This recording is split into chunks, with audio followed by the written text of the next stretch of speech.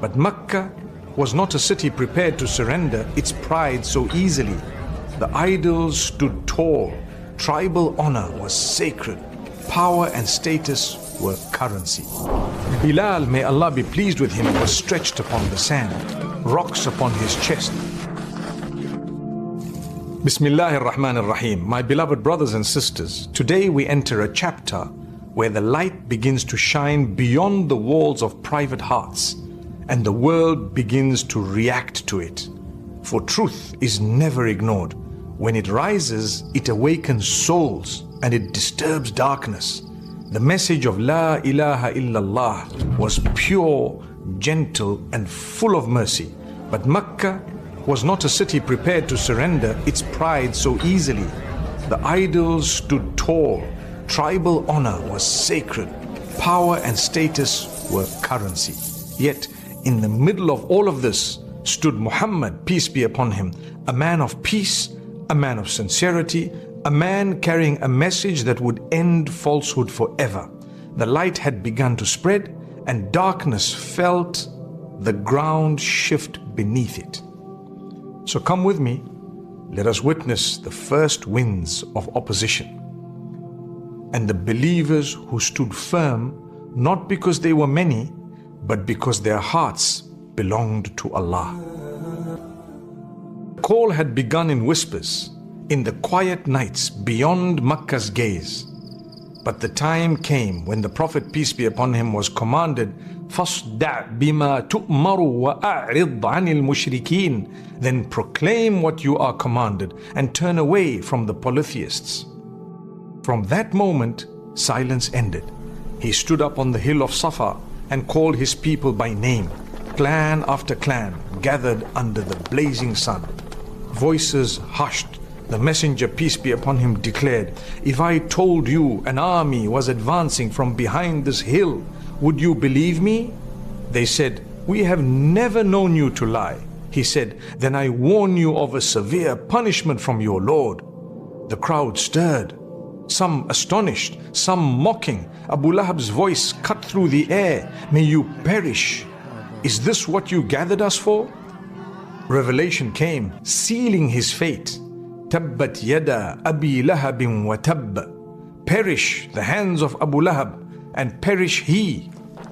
Quraysh could no longer ignore the message. They ridiculed, cursed and plotted.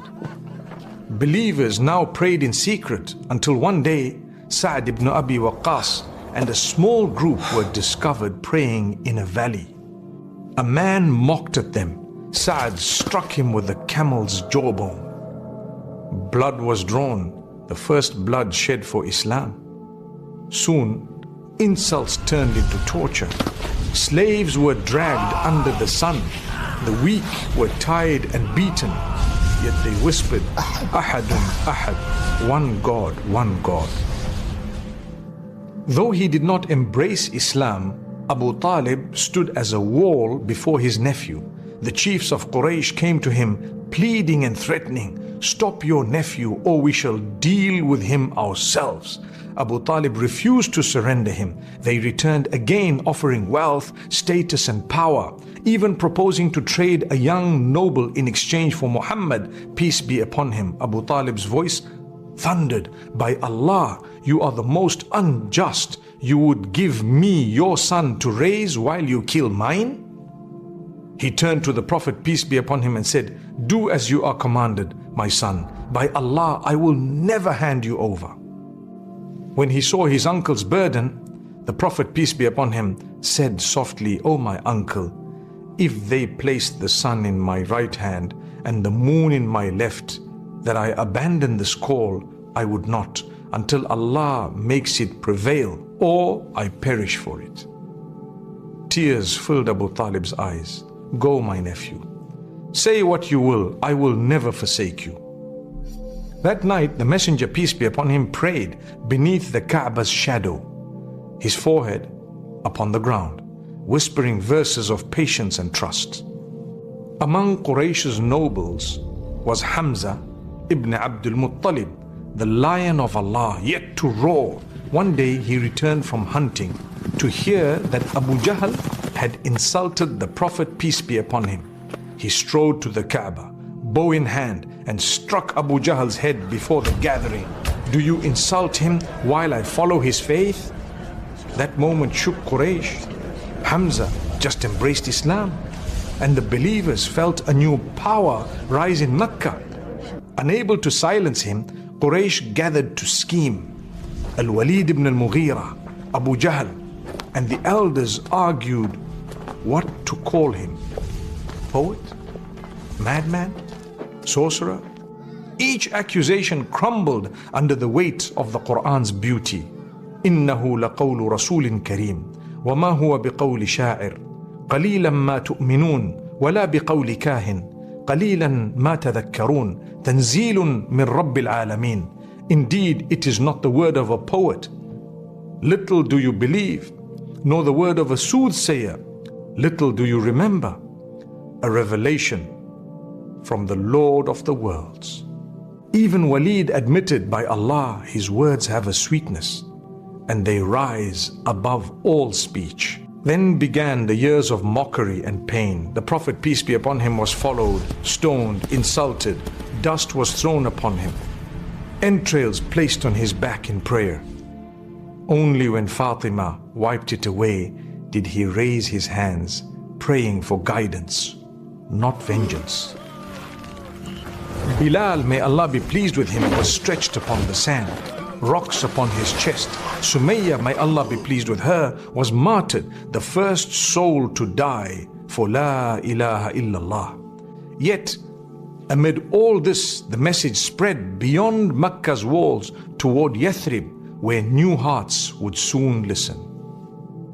The dawn of opposition had begun. Mecca was divided, the old order trembling before the new truth. Every insult, every wound, every tear was a step toward victory. For the fire of Quraysh's hatred only refined the gold of faith. And the call of Muhammad, peace be upon him, would soon echo beyond the valleys of Mecca, carried by those whose hearts no fear could silence. فَاصْبِرْ كَمَا صَبَرَ أُولُو الْعَزْمِ مِنَ الرُّسُلِ وَلَا تَسْتَعْجِلْ لَهُمْ. So be patient as the messengers of determination were patient, and do not grieve over them. But with faith came resistance. Those who feared losing power tried to break spirits. They mocked, they threatened, they spread lies, they tried to turn hearts away. Yet the believers stood firm, not through force, but through patience, trust in Allah, and love for the messenger, peace be upon him. The dawn of opposition had begun, but with it came a new kind of strength. In the next episode, inshallah, we will witness how patience becomes heroism, and how small circles of believers begin to shape the future of the entire world. But until then, may Allah make our hearts steadfast, our intentions sincere, and our faith unshakable. Sallallahu ala Muhammad.